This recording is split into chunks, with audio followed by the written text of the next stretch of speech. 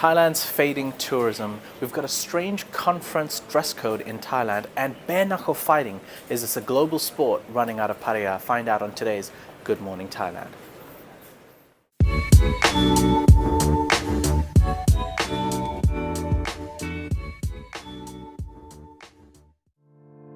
Could you please take a moment to click the like and subscribe button? It helps us way more than you know. Hello and welcome to Good Morning Thailand, brought to you by Deva Beach Resort, presented by your host Jay, and joining us from Phuket is Tim Newton. Hi everybody, thank you very much for inviting me into your living room or wherever you are at the moment. Now, yesterday was a public holiday, Jay. We were working, but I wonder what everybody else was doing. I don't know either. Half of the office was empty for anyone who saw the introduction yesterday. We were all alone. And then tomorrow's a public holiday as well, so I'm betting the office will be quite empty again today as well. Yeah, but definitely. Do we know what holiday it is tomorrow? I've lost count. Yes, it's the Coronation Day, so it's 3 years tomorrow since the current King of Thailand, Rama X, King Maha Vajiralongkorn, was coronated and officially became the King of Thailand. So that's what tomorrow's all about, and Thais are going to have a public day to remember that auspicious event. That's absolutely right. As for today's show, we're going to be talking about Thailand's fading tourism, and we're going to look at some numbers. We're going to talk about the strange dress code a conference in Thailand will be having, something to do with the royals again, and bare knuckle fighting, a global sport running out of Thailand. More information on that after we find today's Thailand news headlines with Natty. Here are Thailand's top headlines for today. Thailand's Federation of Thai Industries has expressed concerns about the impact a rise in the minimum wage could have on small and medium-sized businesses. The federation says if a proposal to increase the minimum wage to 492 baht goes ahead, it will have a severe impact on such firms. The FTI was responding to a letter submitted to the government by the Thai Labour Solidarity Committee and the State Enterprises Workers' Relations Confederation. In the letter, both labor advocacy organizations urged the government to implement the minimum wage increase. However, Kriangkrai Tianukul from the FTI says the economy has not yet recovered from the COVID-19 fallout and now faces additional pressure as a result of Russia's war on Ukraine. Despite this acknowledgement, Kriangkrai says now is not the time to introduce the wage hike, as doing so may further slow the economy and hinder its recovery. In particular, the effects it has on SMEs could be significant, as they struggle to manage higher costs. He says small and medium-sized businesses are already struggling with the impact of the pandemic, and if they are forced to increase wages, they may have to close for good. Instead, he suggests a gradual increase to the minimum wage once the global economy has recovered significantly and once Thai businesses, particularly tourism operators, are in a stronger position. The last increase, which took the daily minimum wage from 313 baht to 336 baht, was in January 2020, just months before the pandemic struck. As the COVID-19 situation appears to ease, Thailand is preparing to reopen 2 border checkpoints in the northern province of Tak. According to a Nation Thailand report, cleaning is underway at both checkpoints, with officials hoping to reopen them by Thursday. One of the booths is at Masot Mayawadi checkpoint, located at the foot of the first Thailand-Myanmar Friendship Bridge in the village of Rimei. The second is at the foot of the second Friendship Bridge in the village of Ban Wang Takian Thai. According to the report, Thai border officials are working with their Burmese counterparts while waiting for an official response from across the Mayawadi border. Both checkpoints have been closed since March 2020 as a result of the COVID-19 pandemic. It's understood that in the 2-year period since, the booths have been filled with leaves, free branches, and bird droppings, with workers saying the cleanup operation took some time as a result. Business operators nearby have expressed their delight at seeing the checkpoints preparing to reopen, with shop owners saying they hope the cross-border traffic would help generate revenue. Apart from travelers and tourists, the borders have mostly been busy with cross-border trade between border towns. The full impact of international fuel price rises and inflation is about to arrive in Thailand after many months of shielding the full impact of price rises, mostly with a diesel subsidy, which capped the pump price at 30 baht a litre. The prices are now set to soar. The government's diesel subsidy has now been in place since last October, but the cap, keeping the price at 30 baht a litre, finished at the end of April. After threatening that the price could rise to 40 baht a litre, the Thai energy minister has now arrived at a new cap of 32 baht, still heavily reliant of a dwindling pool of subsidy funds. But he's warned the cap and government subsidies can't last forever. Most of Thailand's transport logistics rely on diesel fuel, so any increases of fuel costs will impact almost anything that is delivered from one place to another. Economists fear that the Thai government, allowing fuel prices to gradually rise, will heavily impact the recovery of businesses and household spending. The energy minister, in raising the diesel cap from 30 to 32 baht, said that the cabinet will make the rises at the pump incrementally. Now, trucking and delivery companies are looking to urgently upgrade some of their business and logistic practices to try and contain at least some of the rising fuel costs. Welcome back. You're watching Good Morning Thailand. Ladies and gentlemen, we have a very special episode for you today. Our first segment, fear not, Tim Newton and Natty Warisa will be back later on to the show. But to start off our special segment today, we've got a very special guest. It's Nick Chapman, ladies and gentlemen, former fighter and current CEO of Bare Knuckle Fighting. Now, you might have seen that word across on the Thaiger website. You might have seen it out on the internet, on YouTube. You might have heard about it, but here is the man himself. I'm going to ask him some questions regarding bare knuckle fighting. Welcome to the show, Nick. Thank you very much. Good to be here. Thank cool. you. Nick, let's just go right off the bat. I'm going to ask you, BKFC, just give me a quick 30-second introduction on what BKFC is. So is it literally I'm fighting with my bare knuckles? Yeah, I mean, absolutely. Like it says on the tin, okay, it is actual bare knuckle. Officially, we are the only real bare knuckle organisation on the planet. We were. There are a couple of upshoots now, but we literally take the hands and wrist up to this point, so it's completely bare knuckle. It's not boxing, although boxing primarily is the art that we use, but we incorporate the Muay Thai clinch as well, which originated here in Thailand. So we're actually calling it bare knuckle fighting, not bare knuckle boxing, because different elements of the clinch are legal. All right. Now, Nick, why did you pick Thailand of all places, and within Thailand, Pattaya? So you operate out of Pattaya? Yeah, absolutely. Well, funny enough, I'd always wanted to immigrate from England. I didn't want to stay there. Okay. The weather's just not good for me. So I come to visit a friend in Thailand. He was in Pattaya at the time. I fell in love with the place and stayed. When I moved here 5 years ago, I wasn't really thinking about doing anything like this. Yeah. This come about through myself, my business partners, seeing an opportunity to bring something new, something exciting to Thailand. And that's how it happened. My business partner owns the Royal Cliff Hotel and the Peach Event Centre that we use for the events. So it made sense to run it there. All right. Yeah. Now, oftentimes we talk about Pattaya, and regarding the news, we're all Pattaya's generally known for, like, from not from everyone obviously, but people talk about the partying there. Yeah. People talk about the fun that you can have in Pattaya, bars closing down, this and that. But you perhaps bring a different viewpoint and a different light to Pattaya. Is BKFC going to be a global sport that's going to bring the masses to Pattaya, you think? Yeah, absolutely. Yeah, I mean, it's already a global sport. It's growing. It's been there's been an article on Forbes to say it's the next $1 billion combat sport. The growth we've experienced during COVID has been exponential. It's been huge. Yeah. And Pattaya is going to be the base. Now, I live in Pattaya. I get it. People go and sit on Soi Buakhao and LK Metro, and they spend 2 weeks there, go home and tell everyone what they think of Pattaya. But I live there. It's a beautiful place. There's so much to do.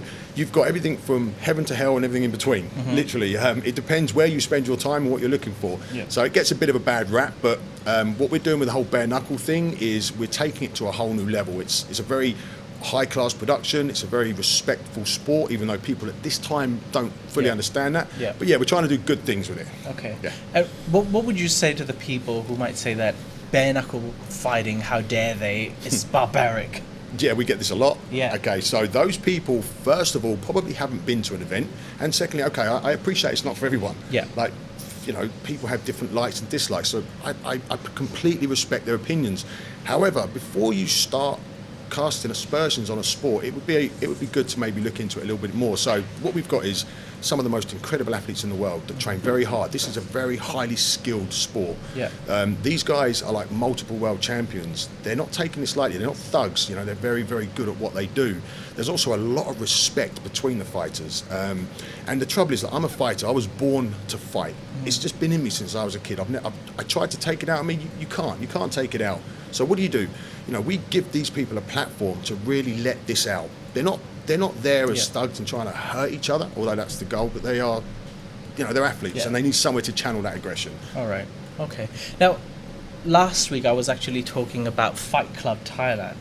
There was some news about it, and that was a segment we did on the news, basically how they've got amateur Muay Thai fighters fighting out Fight Club style, as in the movie with Brad Pitt. And so, you know, but BKFC is different because these are licensed fights, and also you're broadcasting to the whole world. It's nothing. There's nothing underground about BKFC. No, absolutely not. No, we're sanctioned in 20 states in America, which is, as you probably understand, is a very difficult thing to achieve. We're now fully permitted here. We have all the right medical checks before fights. It's a very well regulated sport. But the street fight guys, I was at an event with them last night. I was at the Fight Club event as well. I mean, they're a great bunch of guys. They just turn up, agree a set of rules and just throw down. It's brilliant. Yeah. Okay, cool. Now, you've got an event coming up this Saturday, yes, right? sir, yeah. But before we start talking about the event, I just wanted to ask, how does one even get into bare knuckle fighting? Like, because normally we know MMA, right? MMA, UFC, it's a global sport. Now, for bare knuckle fighting to become a global sport, like, do you get into this from a young age, or are you honing your skills into martial arts before you indulge in bare knuckle fighting?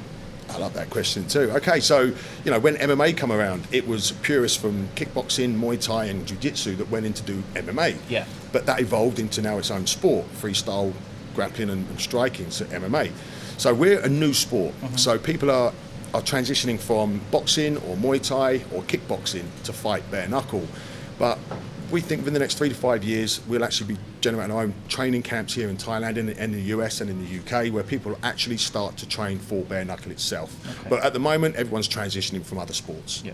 All right. Well, I'll be doing a detailed video with Nick a bit later, where we're going to be talking about, you know, it's not, you can't just punch someone and not expect to get hurt. Like Nick said, there is a lot of art, there is a lot of skill into this. Now, you've got an event coming up on Saturday, May the 7th, which will be headlining from Lamtuom versus Vitrilla and Manfredi versus Palumpi. Apology for the pronunciation, she's Greek. But you've got men and women fighting in this event. Yes, we do. I mean, the female fight is one of the most exciting bouts for me. You've got Suris Manfredi, who's a former left weight champion. That's Muay Thai with bare knuckles and headbutts, by the way. Yeah. I mean, that's like next level crazy. She's fighting a 6 times world Muay Thai champion in Fanny Palumpi. It's crazy. These girls can really fight. Yeah. So very exciting for me. And I'll hopefully be there, part of the Thaiger team sponsoring. All right, ladies and gentlemen, I'd like to take a moment to say thank you, Nick, for coming onto the show and sharing us your thoughts on BKFC, and I hope the event on Saturday goes really well. Thank you very much. Pleasure to be here. Thank you. All right, we're going to take a quick break, and once we come back from the break, we're going to return with Natty and Tim to look at today's main topics and headlines from Thailand. We'll be back right after this.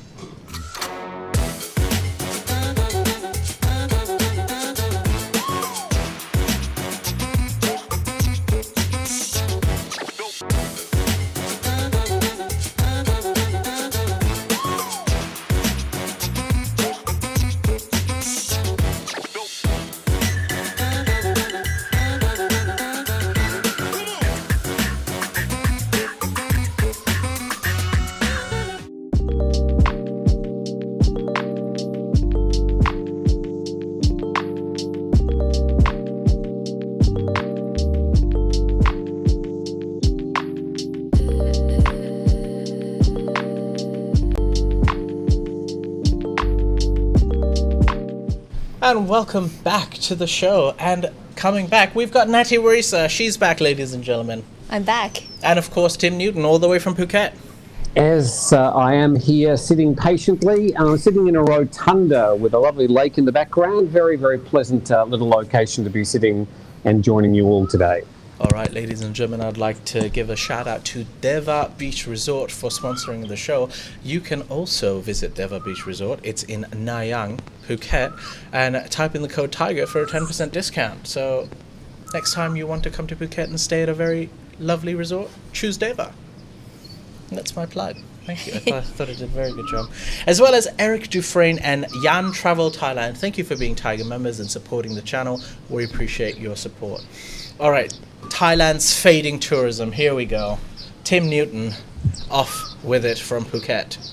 Okay, well, this is an interesting situation. Of course, you've got everybody trying to figure out what's going to be happening with Thai tourism into the future.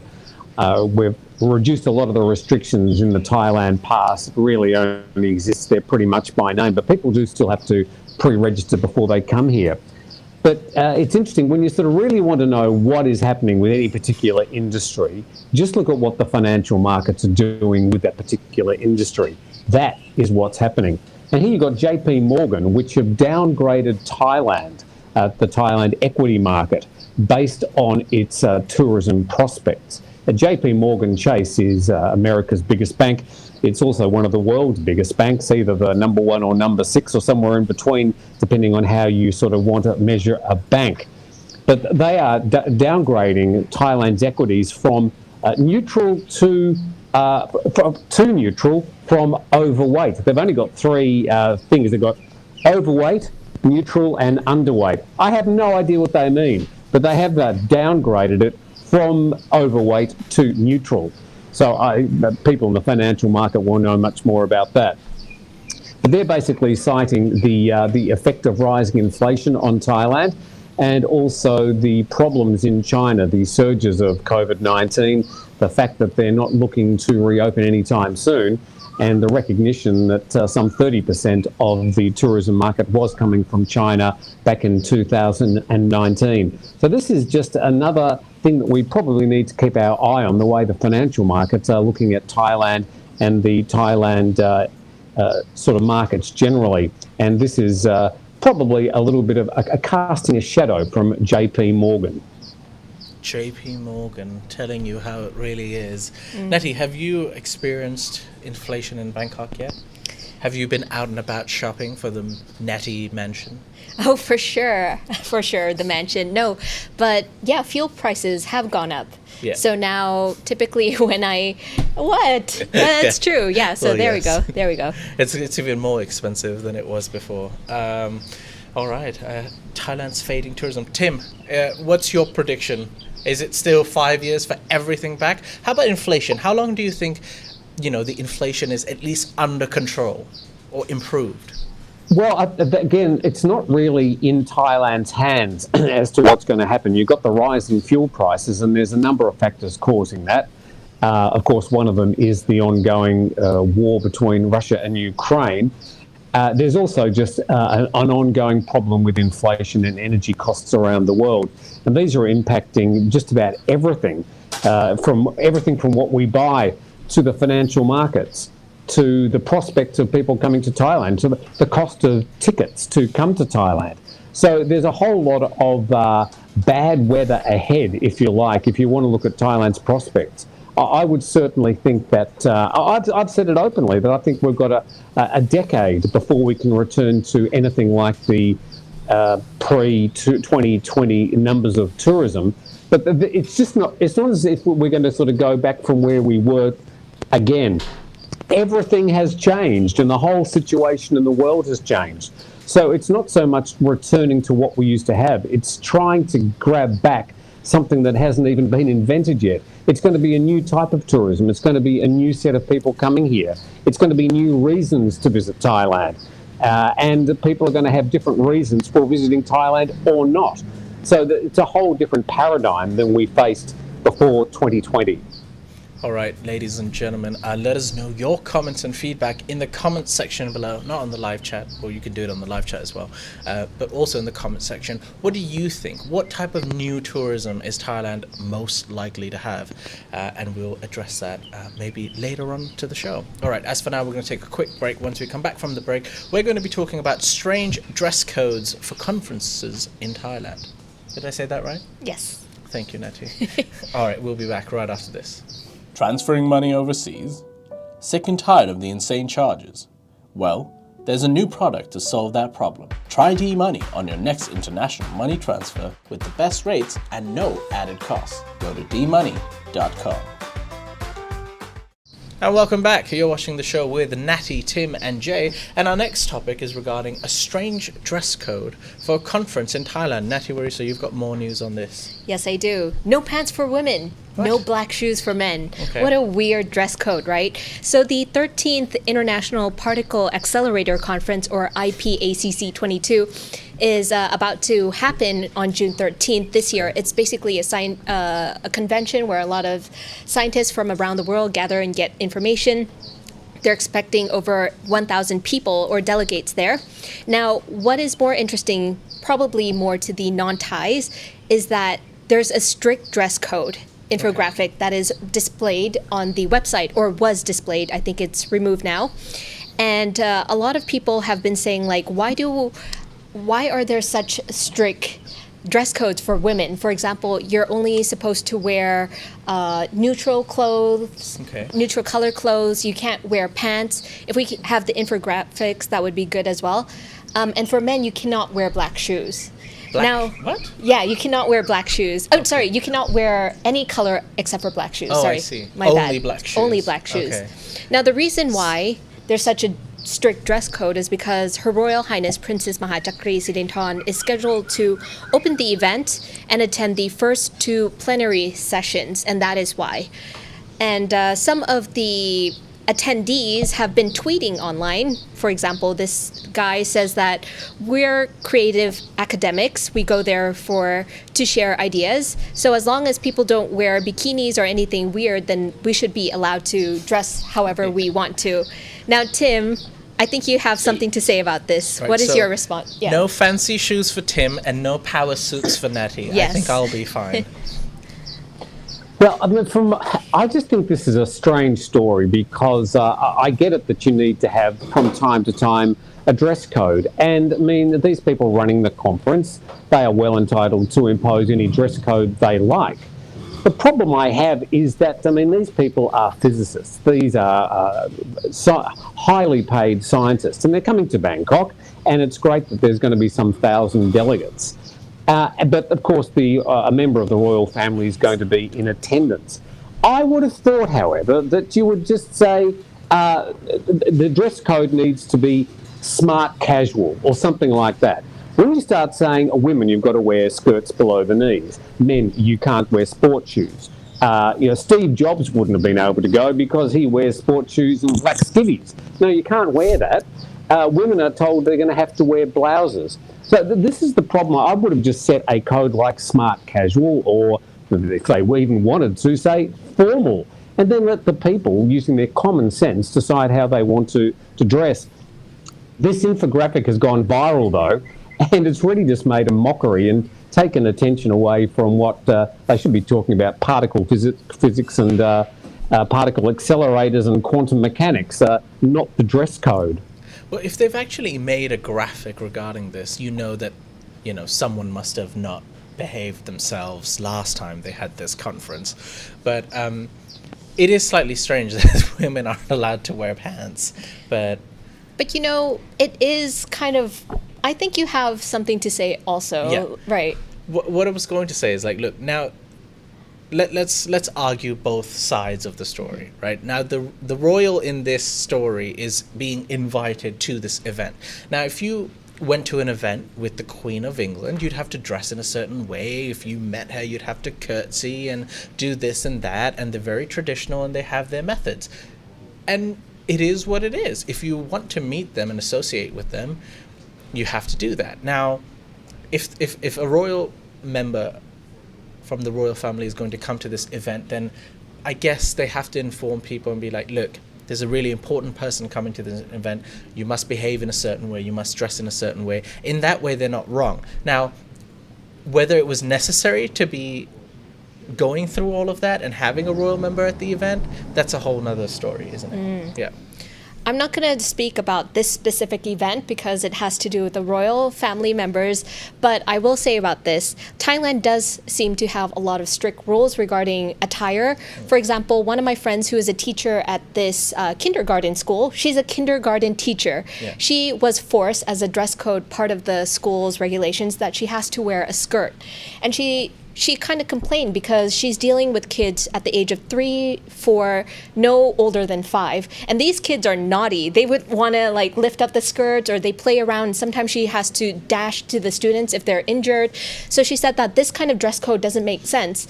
And I just wanted to keep it like, yes, there's status quo, but why are we upholding the status quo if it doesn't make sense already, right? Like, what's the intention? If people are there to learn and the dress is kind of making them uncomfortable, then maybe we should abolish those things. Same with the teachers, if it doesn't make them comfortable to move around and attend to the children, that we should abolish those rules. I mean, those guidelines are a little bit archaic and people need to revise things. Yeah. Tim would definitely be upset because he wouldn't be able to wear 90% of the shirts that he owns. Tim, you've got a comment.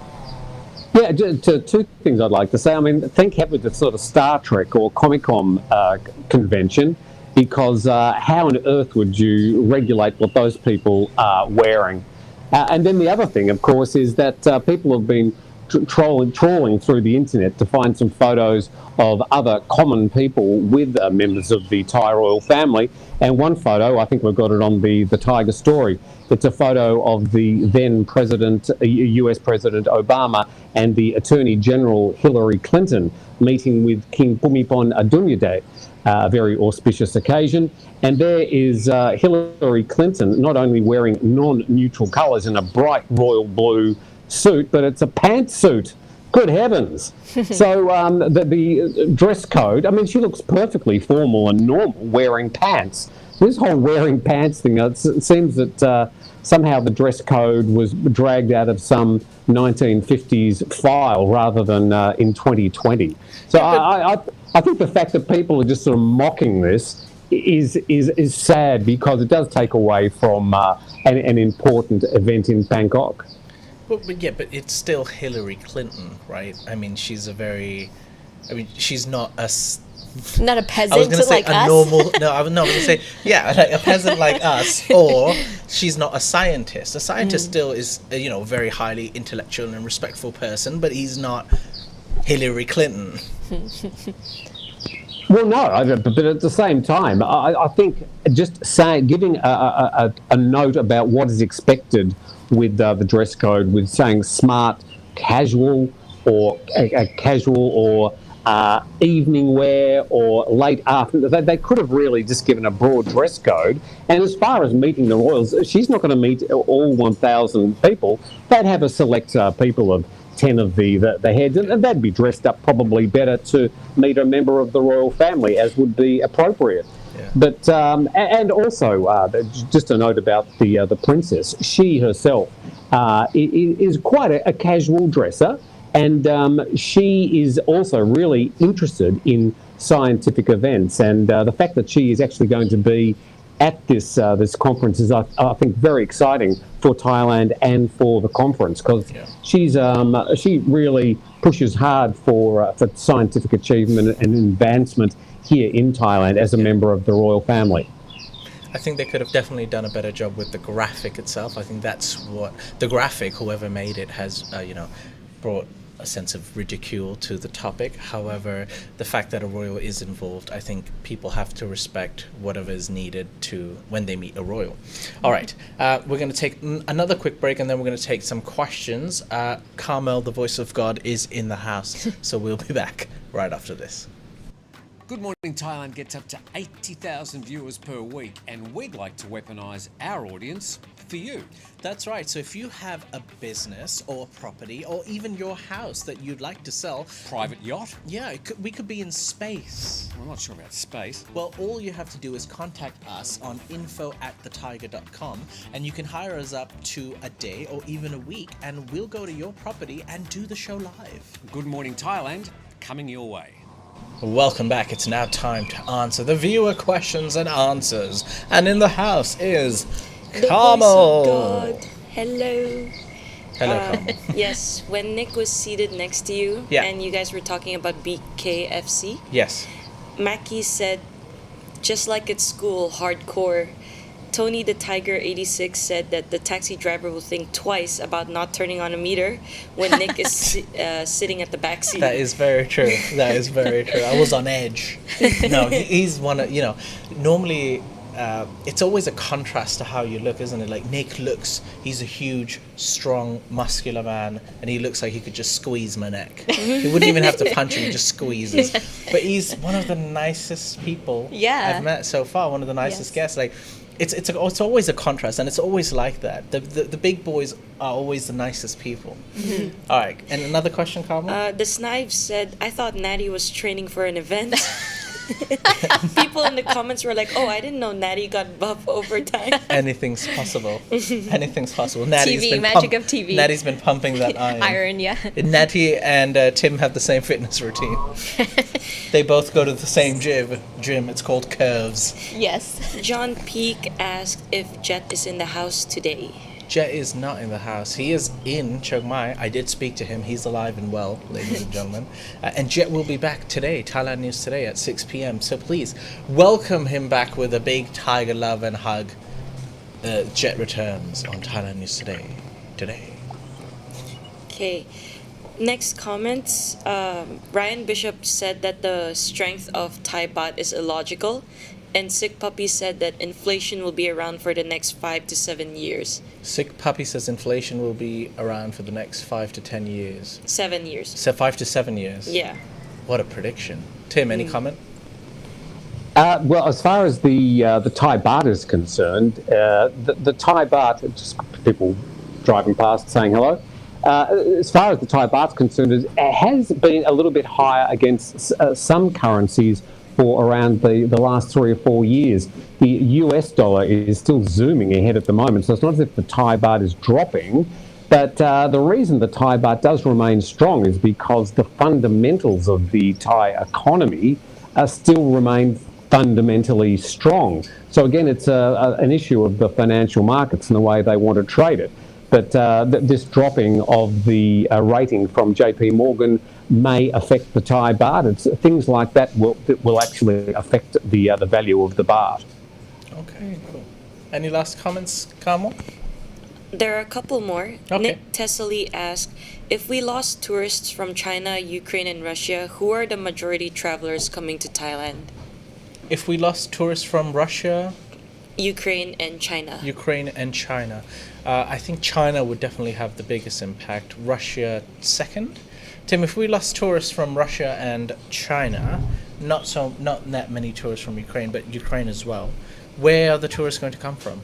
Is it the UK? Is it Germany? Well, I mean, the tourist, people always say, oh, the tourism's been in a problem for a while. Well, it's not quite right. I mean, the tourism numbers have been steadily climbing over the past 2 decades. But the thing is, the numbers from, like Australia, for example, I know there was about 500,000 people coming from Australia over the past 20 years, and that has pretty much flatlined, not more, not less, pretty much the same year on year. But the proportion of, say, Western travellers, just to really sort of average this out, has dropped compared to a rise in Asian travellers and specifically the Chinese travellers. So I don't think we're going to see any additional European travellers. But the problem is that Thailand needs to really target the short-haul market, the Indians. I mean, you've got 1.3 billion people within 5 hours of Thailand. That's where they should be sort of aiming their market, because it's not, the Chinese, the Russians and the Ukrainians aren't going anywhere. It's not just Thailand. Yeah. So it's a world tourism problem, but it will affect Thailand for sure. The Indians are definitely being targeted, as well as... Is it the Middle Eastern? I remember they wanted to do Pattaya, like a lot of mosques and things. You know, when you have a thought in your mind for so long, and then when you're about to say it, you forget about it. But you're right. The Middle Eastern market and the Indian market is definitely being targeted. They were talking, I mean, yes, I don't know if it made sense, but they were talking about Islamic tourism for having Pattaya. Halal food there. Having halal food, promoting Pattaya for that tourism, and also attracting Indians to Pattaya and Bangkok and Thailand in general. So we'll have to wait and see. Does a new market develop in itself. Kazakhstan was. I was about to say. Kazakhstan was surprisingly having a high number of tourists coming to Thailand. We'll find out. The world's changing, and we shall change with the world. We should target Cameroonians. Anyways, Come go on. A couple of comments on the topic of dress code. Stephen H. said that understand that this is an international conference. I am 100% with Tim on the dress code. And Nebula said, amazing that a dress code is such a big deal to some people. Looking nice isn't really that difficult. Ooh, what are your nice thoughts? is not that difficult. Well, I think not everyone would feel that way. There's always someone out there. Yeah, there's always somewhere out there that ruins it for everybody else. You know, like if you send out a wedding invitation and say, go, like, oh, the theme is pink and blue, somebody's going to turn up in neon green, right? And then, like, see, that's why we have to put a dress code in. It's not about you. This is my moment. Yeah. Yeah, I guess. Yeah, so they have to be. Any more, Kamal? Yeah, one more new comment about inflation. Eddie MD said that inflation is healthy. However, the high inflation that we are experiencing is in the high end of what is tolerable. Increase in rates and the world returning to a new normal will normalize this. All right. The new normal will normalize this. Therefore, it's called the new normal. Lots of normals in there. A lot of wisdom in that comment. I'd like it to be known. All right, ladies and gentlemen, we've come to the end of the show. Thank you for all your comments. Thank you to all the live viewers, 435 people watching us. Please click the like button if you've enjoyed the show so far. As for now, I'd like to say thank you to Natty Warisa. Thank you, Jay. I'd like to thank Tim Newton all the way from Phuket. Thank you, Jay. Thank you, Natty. And thank you, viewer. The Thaiger Boys in Black. We've got Num and Chai behind the buttons, and as well, the voice of God. Yes. And earlier on the show, Nick Chapman. Thank you, everyone, for watching the show. We hope you have a great Tuesday. Tomorrow is a public holiday, but we will still be here. We'll still be here going strong, providing you with news and entertainment and just laughs in general. Just look at my face and laugh for 30 minutes. It'll make your morning better. All right, have a great day. See you tomorrow.